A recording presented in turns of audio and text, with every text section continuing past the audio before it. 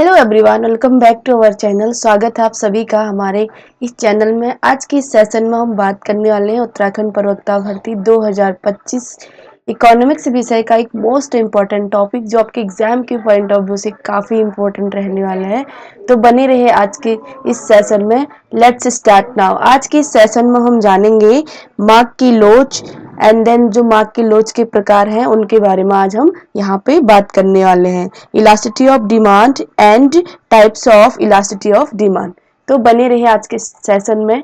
आज का हमारा टॉपिक है first of all elasticity of demand. तो देखते हैं इलास्टिसिटी ऑफ डिमांड होता क्या है। मार्क की लोच और मार्क की लोच की माप। फर्स्ट ऑफ ऑल हम यहाँ पे देखेंगे कि जो मार्क का नियम है, लॉ ऑफ डिमांड, मार्क का नियम यह तो बताता है कि वस्तु की कीमत में परिवर्तन का उस वस्तु की मांग पर किस दिशा में परिवर्तन होगा, लेकिन यह नियम इस बात को नहीं बताता कि उस परिवर्तन की मात्रा कितनी होगी। इस प्रकार मार्क का नियम एक गुणात्मक कथन है और मात्रात्मक कथन नहीं है। मार्क की लोच इस कमी को क्या करती है, पूरा करती है। मार्क का नियम ओनली क्या बताता है कि किसी वस्तु के कीमत में कमी होने से उस वस्तु की मांग में किस दिशा में परिवर्तन होगा, बट ये नहीं बताता है कि कितनी मात्रा में परिवर्तन होगा। तो कितनी मात्रा में परिवर्तन होगा इसका अध्ययन करने के लिए हम मार्क की लोच का यहाँ पर अध्ययन करते हैं। ठीक है, तो फर्स्ट ऑफ ऑल हम यहाँ पे जानेंगे कि जो मार्क का लोच है इसका अर्थ क्या है। Meaning of elasticity of demand. First of all हम यहाँ पे देखेंगे कि जो इसकी मीनिंग है, मार्क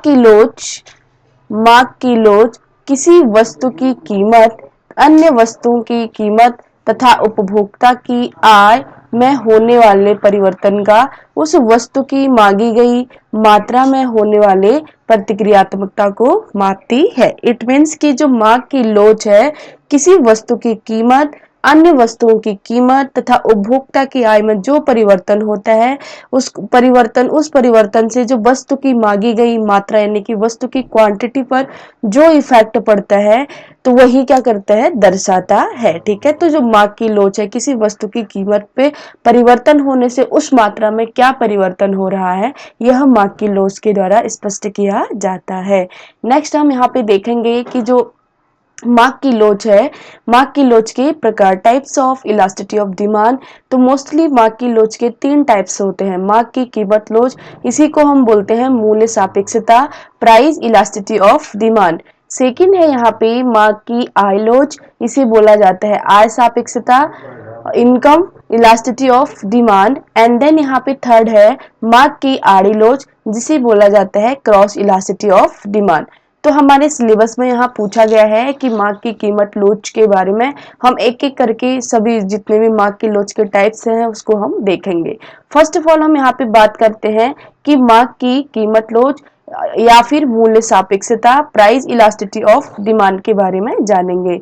तो जो मार्क की लोच की धारणा है इसको विकसित करने का श्रेय मार्शल को दिया जाता है, जिसने अपनी पुस्तक प्रिंसिपल ऑफ इकोनॉमिक्स मार्शल की बहुत मोस्ट इंपॉर्टेंट बुक है, तो इसको आप ध्यान में रखिएगा।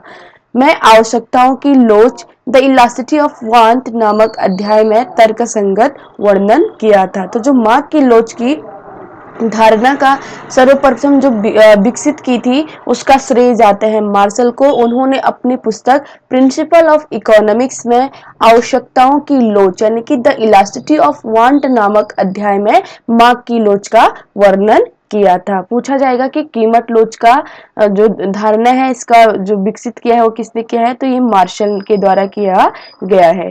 ठीक, इनकी जो पुस्तक है ये भी एग्जाम के पॉइंट ऑफ व्यू से काफी इंपॉर्टेंट है, तो इसको भी याद करिएगा। नाउ नेक्स्ट देखते हैं कीमत लोच की परिभाषा। अब इसकी डेफिनेशन देखते हैं हम यहाँ पे कि कीमत लोच की डेफिनेशन क्या क्या है। तो फर्स्ट ऑफ ऑल यहाँ पे हम जानेंगे प्रोफेसर मार्शल के द्वारा कौन सी डेफिनेशन दी गई है। तो प्रोफेसर मार्शल कहते हैं कि किसी बाजार में मांग की लोच कम या अधिक होना इस बात पर निर्भर है कि मूल्य में एक निश्चित कमी होने से मांग अधिक बढ़ती है या कम, और मूल्य में एक निश्चित वृद्धि होने से मांग घटती है या अधिक होती है। तो मांग की कीमत लोच के संदर्भ में प्रोफेसर मार्शल ने कहा है कि किसी बाजार में मांग की लोच कम है या अधिक है, या फिर उसमें बढ़ रही है या घट रही है, यह किस पे डिपेंड करते हैं, यह वस्तु के मूल्य पे डिपेंड करता है। नाउ नेक्स्ट, यहाँ पे नेक्स्ट डेफिनेशन दी है श्रीमती जॉन रॉबिन्सन के द्वारा। इन्होंने बोला है कि मांग की लोच कीमत में थोड़े से परिवर्तन के परिणाम स्वरूप खरीदी गई मात्रा में जो आनुपातिक परिवर्तन होता है, आनुपातिक परिवर्तन को कीमत के आनुपातिक परिवर्तन से भाग देने पर प्राप्त होती है। इन्होंने बोला है, जो श्रीमती जॉन रॉबिन्सन, वो कहती हैं कि किसी वस्तु की कीमत में थोड़ा सा भी परिवर्तन होने के पहचान उस वस्तु की मात्रा में जो आनुपातिक परिवर्तन होता है, उस आनुपातिक परिवर्तन से भाग देने पर जो प्राप्त होता है, वही क्या कहलाता है, हमारा मांग का लोच कहलाता है, मांग की कीमत लोच। यहाँ पे फॉर्मूला दिया हुआ है, एपी इज इक्वल टू मांग में आनुपातिक परिवर्तन अपॉन कीमत में आनुपातिक परिवर्तन। ये मांग की कीमत लोच का फॉर्मूला है according to Shrimati Joan Robinson. अब हम देखेंगे कि जब ईपी का अभिप्राय मांग की कीमत लोच से है, ठीक है, यहाँ पे जब ईपी का अभिप्राय मांग की कीमत लोच से होगा तब जाकर के ये फॉर्मूला वहां पे लागू होगा। ईपी इज इक्वल टू मांग में आनुपातिक परिवर्तन अपॉन कीमत में आनुपातिक परिवर्तन। This is the most important formula point of exam के पॉइंट ऑफ व्यू से। ओके, और नाउ नेक्स्ट देखते हैं यहाँ पे मांग की जो कीमत लोच है इसकी कौन कौन सी सीरीज है। Degree of the price elasticity of demand, तो बाकी यहाँ पे है पूर्णतया बेरोजगार मांग, कम लोचदार मांग, इकाई लोच वाली मांग, अधिक लोच पूर्ण मांग और पूर्णतया बेलोचदार मांग। ठीक है, पूर्णतया बेलोचदार मांग और पूर्णतया लोचदार मांग, इसके जो मांग की कीमत की श्रेणियां हैं। तो फर्स्ट ऑफ ऑल हम यहाँ पे देखेंगे कि जो पूर्णतया बेलोचदार मांग क्या होती है। परफेक्ट इंक्रीज डिमांड, इस प्रकार की मांग की लोच उन वस्तुओं के संदर्भ में होती है जिनकी कीमत में परिवर्तन का मांग पर कोई भी प्रभाव नहीं पड़ता है, जैसे फॉर एग्जाम्पल जीवनदायक और अनिवार्यता वाली वस्तुएं। ठीक है, तो जैसे फॉर एग्जाम्पल इन्होंने बोला पूर्णतया बेलोचदार मांग, यदि किसी वस्तु की कीमत में परिवर्तन होने के बाद भी उस वस्तु की मांग में कोई भी इफेक्ट नहीं पड़ता है तो वह कंडीशन कहलाएगी पूर्णतया बेलोचदार मांग की। जैसे फॉर एग्जाम्पल जीवन अनिवार्यता वाली वस्तुएं, एक रोगी के लिए मेडिसिन चाहे कितनी भी हाई लेवल की हो जाए, उस मेडिसिन को अपने इलाज के लिए वो खरीदेगा ही खरीदेगा। उसमें किसी वस्तु के मूल्य में कमी होने से या फिर उसमें वृद्धि होने से उस रोगी को कोई भी इफेक्ट नहीं पड़ेगा। जैसे फॉर एग्जाम्पल इसको गणितीय परिणाम में देखेंगे तो पूर्णतया बेलोचदार को EP is equal to O के द्वारा डिनोट किया जाता है। अगर एग्जाम में पूछा जाता है पूर्णतया बेरोजगार ईपी इज इक्वल टू 0 है या ईपी ग्रेटर देन 1 है, ईपी लेस देन 1 है, तो उस कंडीशन में आपका जो राइट आंसर रहेगा वो रहेगा ईपी इज इक्वल टू 0। तो अब हम यहाँ पे देखेंगे कम लोचपूर्ण मांग या फिर इकाई से कम मूल्य सापेक्षिक मांग, less elastic or less than utility elasticity demand, unitary elastic demand. ठीक है, तो इसे इकाई से कम लोचपूर्ण मांग भी कहा जाता है। जैसे फॉर एग्जाम्पल जब किसी वस्तु की कीमत में परिवर्तन होने पर उस वस्तु की मांग में परिवर्तन तो हो लेकिन वह कीमत के परिवर्तन से भी कम होता है तो यह कंडीशन क्या कहलाती है, इकाई से कम लोचपूर्ण मांग कहलाता है। जैसे फॉर एग्जाम्पल किसी वस्तु के कीमत में परिवर्तन होने के पश्चात उस वस्तु की मांग में परिवर्तन तो हो रहा है बट वह कीमत के परिवर्तन से भी कम हो रहा है। जैसे मान लिया जाए किसी वस्तु की कीमत में 10 रुपए का यहाँ पे परिवर्तन हो गया, कोई वस्तु 10 रुपए की थी वह 5 रुपए की होगी, फिर भी उसकी कीमत में कोई परिवर्तन नहीं हो रहा है, 10 होने पे उसमें 5 ही परिवर्तन हो रहा है, तो वह कंडीशन क्या कहलाएगी, इकाई से कम लोचपूर्ण मांग कहलाएगी। जैसे फॉर एग्जाम्पल अनिवार्यता वाली वस्तुएं नमक, माचिस, गेहूं आदि, ये क्या होती है, इकाई से कम लोचपूर्ण वाली मांग के संदर्भ में इन वस्तुओं का उपयोग किया जा सकता है। जैसे नमक चाहे उसकी मांग में उसकी कीमत में वृद्धि भी हो जाए बट उसकी मांग में कोई इफेक्ट नहीं पड़ रहा है, कीमत से भी कम हो रहा है। नमक क्योंकि कंपलसरी होते हैं, माचिस अगर लाइटर माचिस नहीं होगा तो हम खाना ही नहीं बना पाएंगे, और गेहूं चावल ये खाने की, रोटी कपड़ा और मकान इंसान की जो नीड्स होती है, ये मूलभूत आवश्यकताएं हैं, तो इनकी कीमत में परिवर्तन होने से इनकी मांग पे बहुत कम इफेक्ट पड़ता है। ठीक, अब हम नेक्स्ट देखेंगे यहाँ पे इकाई लोच वाली मांग या फिर इकाई मूल्य के सापेक्षिक मांग, जिसे बोला जाता है इकाई के बराबर मांग। तो हम इसको देखेंगे, जब किसी वस्तु की मांग में होने वाला परिवर्तन कीमत के आनुपातिक परिवर्तन के समान हो तो यह स्थिति इकाई लोच की मांग की होगी। जैसे फॉर एग्जाम्पल, किसी वस्तु की कीमत में 20 रुपए का परिवर्तन हो रहा है तो उसकी मांग में भी 20 ही परिवर्तन हो तो वह कंडीशन क्या कहलाएगी, इकाई के बराबर लोचपूर्ण मांग कहलाएगी। जैसे EP इज इक्वल टू 1, इसका गणितीय फॉर्मूला होता है। ऐसा आरामदायक वस्तुओं के संदर्भ में होगा। आरामदायक वस्तुएं जिन्हें विलासिता की वस्तुएं भी बोला जाता है, जैसे for example TV, cooler, AC, पंखा, ये सारी आरामदायक वस्तुओं के संदर्भ में आती है। इस प्रकार की मांग की लोच, दिखने वाली मांग की लोच रिटेंगर हाइपरबोला आकार की होती है। ठीक है, तो जो इकाई के बराबर लोचपूर्ण मांग का जो आकार होता है वो होता है रेक्टेंगल हाइपरबोला शेप में, जैसे यहाँ पे दिया गया है। ठीक, ये वाला शेप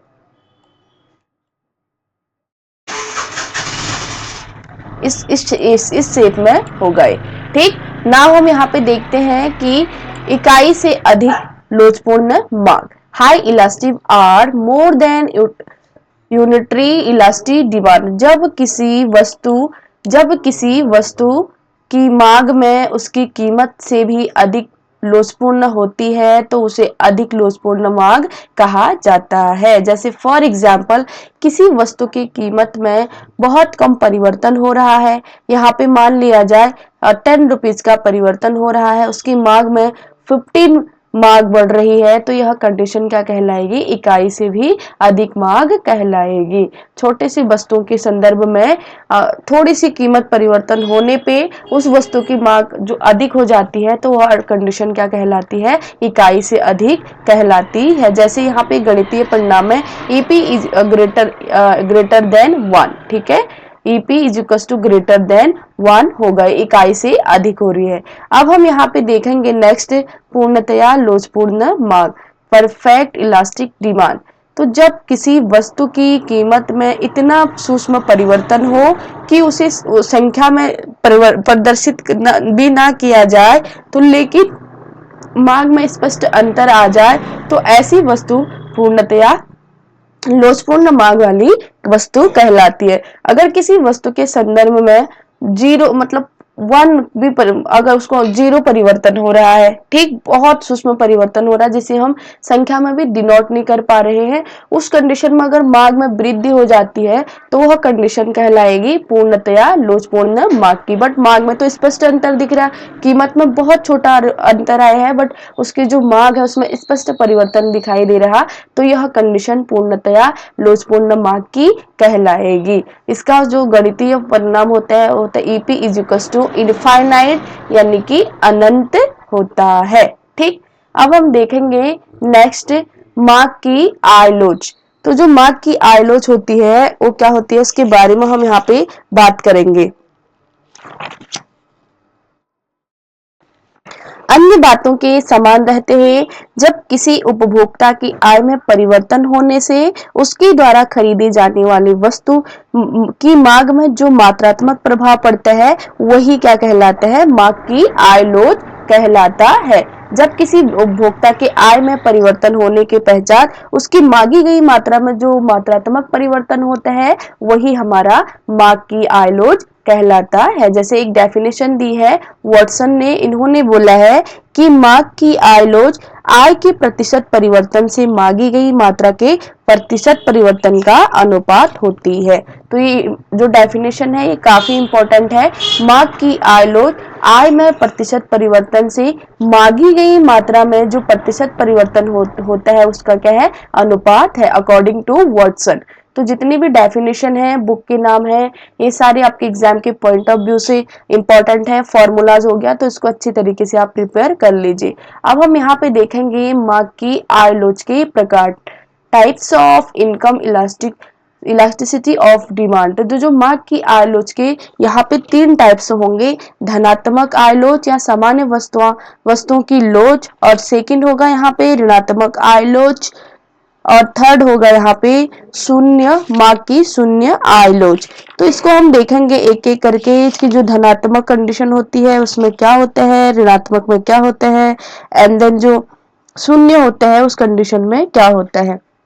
तो जो धनात्मक आय लोच है या ये सामान्य वस्तुओं के संदर्भ में होती है, ठीक है। जो सामान्य गुड्स होते हैं उसमें धनात्मक आय लोच देखने को मिलती है। तो धनात्मक आय लोच उस समय होती है जबकि आय और वस्तु की मांग में होने वाला परिवर्तन एक ही दिशा में हो, अर्थात आय के बढ़ने घटने से मांग बढ़े, अथवा ऐसा सामान्य वस्तुओं की दशा में होता है। तो धनात्मक जो आय लोच होते हैं इसमें जो वस्तु की मांग में होने वाला परिवर्तन एक ही दिशा में होना चाहिए, आय बढ़ने घटने से क्या हो, मांग भी बढ़े, तो ऐसा उस सामान्य वस्तुओं के संदर्भ में होता है। जो नॉर्मल वस्तुएं होती हैं उनके संबंध में धनात्मक आय लोच देखने को मिलती है।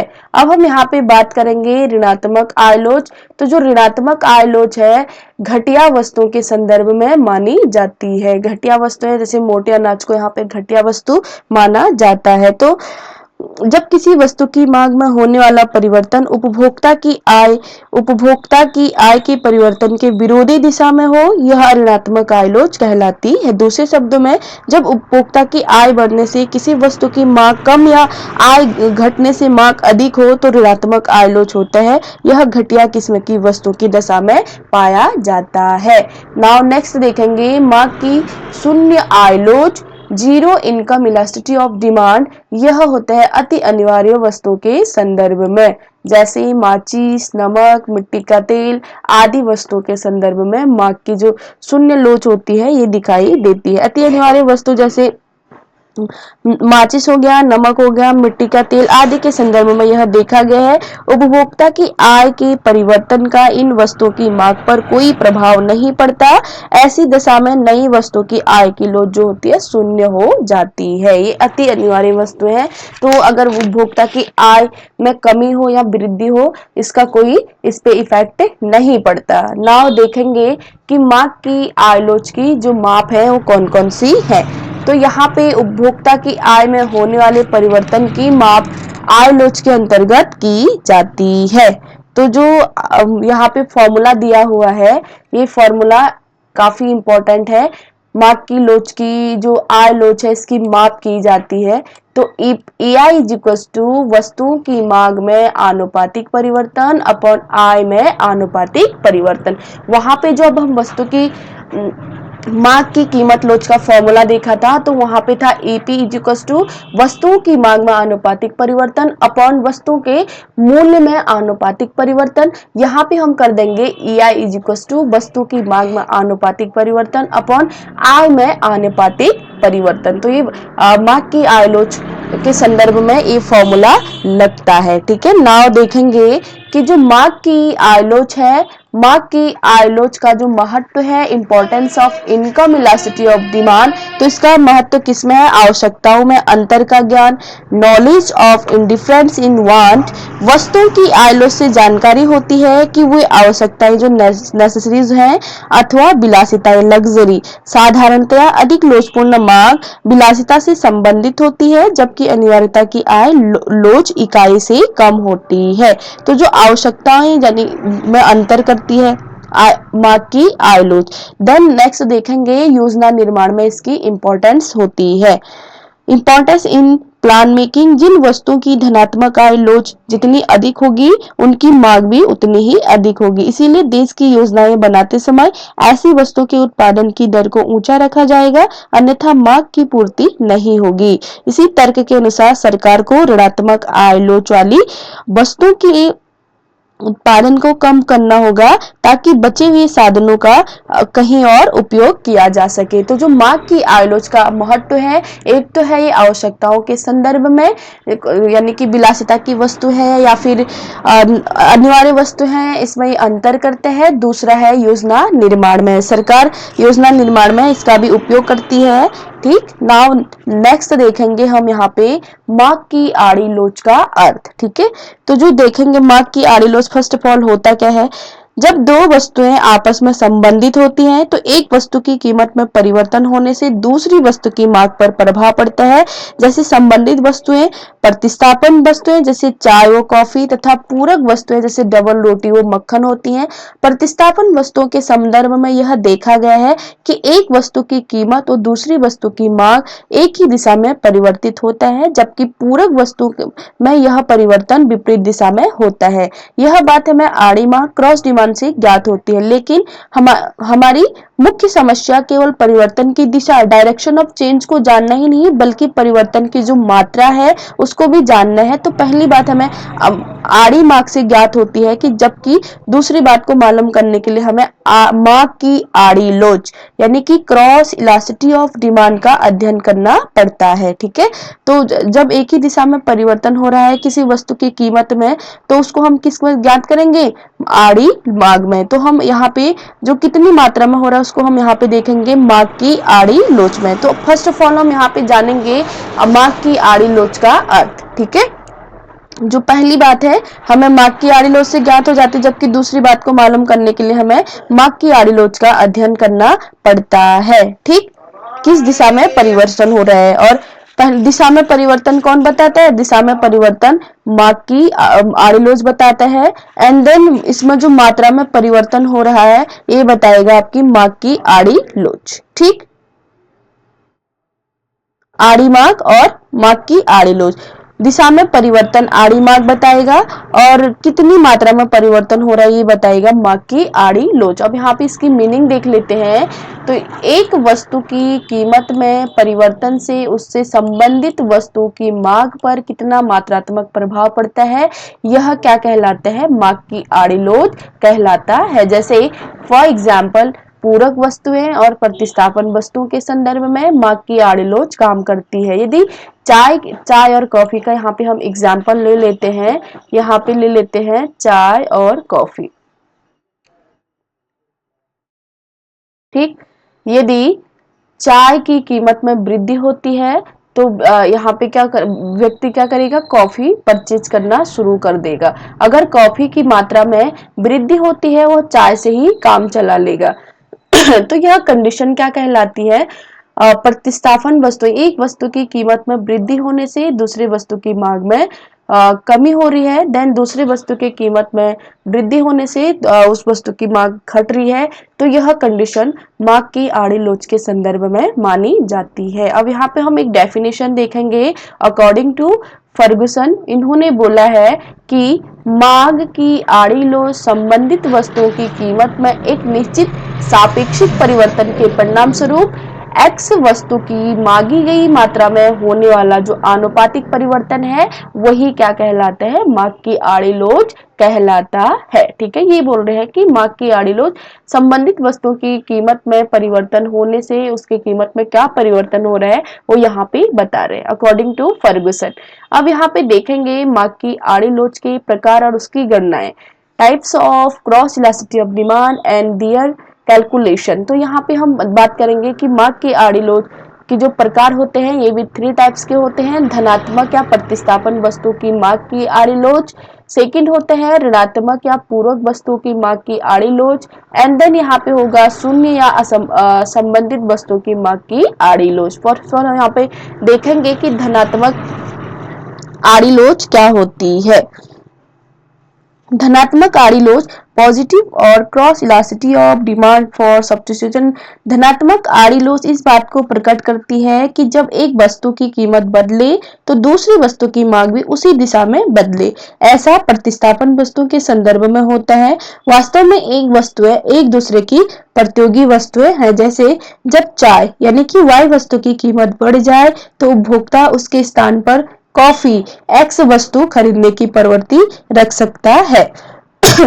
कीमत घटने पर दूसरी वस्तु पर प्रभाव मांग घटाने वाला होगा। तो धनात्मक वस्तुओं के संदर्भ में एक्स वस्तु की कीमत घटने पर वाई वस्तु की मांग में क्या हो जाएगी, वृद्धि हो जाएगी। तो यह कंडीशन धनात्मक या प्रतिस्थापन वस्तुओं की मांग कहलाएगी। सेकंड हम यहाँ पे देखेंगे ऋणात्मक मांग या पूरक वस्तुओं की मांग। जो ऋणात्मक मांग है ये पूरक वस्तुओं के संदर्भ में होगी और मांग की आड़ी लोच में धनात्मक मांग जो पाई जाएगी वो प्रतिस्थापन वस्तुओं के संदर्भ में पाई जाएगी। अब हम देखेंगे कि ऋणात्मक या पूरक वस्तु के संदर्भ में मांग, जब एक वस्तु की परिवर्तन से दूसरी वस्तु की मांग में विपरीत दिशा में परिवर्तन होता है तो यह स्थिति ऋणात्मक स्थिति कहलाती है। ऐसा पूरक वस्तु जैसे डबल रोटी वाई वस्तु तथा मक्खन एक्स वस्तु की दशा में होता है।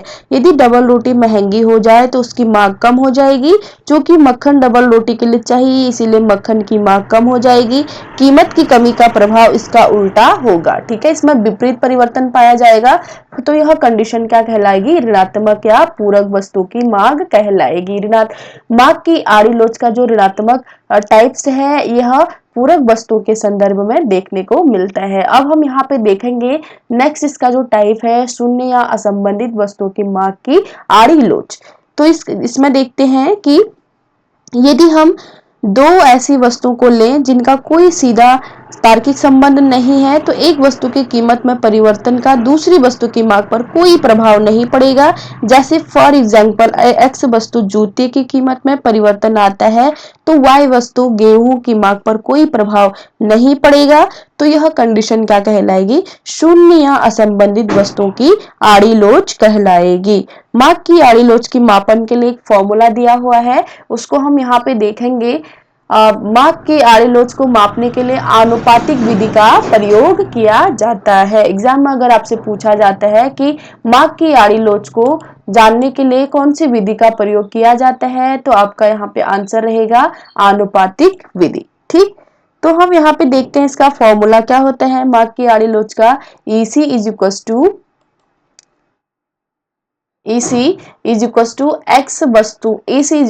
एक्स वस्तु की मांग में आनुपातिक परिवर्तन अपॉन वाई वस्तु की कीमत में आनुपातिक परिवर्तन। यही क्या है, मांग की आड़ी लोच का फॉर्मूला है। EC एक्स वस्तु की मांग में जो आनुपातिक परिवर्तन हो रहा है अपॉन वाई वस्तु की कीमत में उससे जो आनुपातिक परिवर्तन होगा, ये इसका फॉर्मूला है। अब हम यहाँ पे बात करेंगे कि जो मांग की आड़ी लोच है इसकी कौन कौन सी माप है, तो इसको हम नेक्स्ट क्लास में ही देखेंगे। तो जो मांग की आय लोच की माप, इसको थोड़ा सा देख लेते हैं। मांग की लोच में कीमत अथवा आय में परिवर्तन के कारण मांग में कैसा परिवर्तन होगा यह बताया गया है। मांग की मात्रा में कितना परिवर्तन होगा इसकी जानकारी के लिए हम मांग की लोच की माप का अध्ययन करेंगे। तो जो मोस्टली माप की लोच होती है,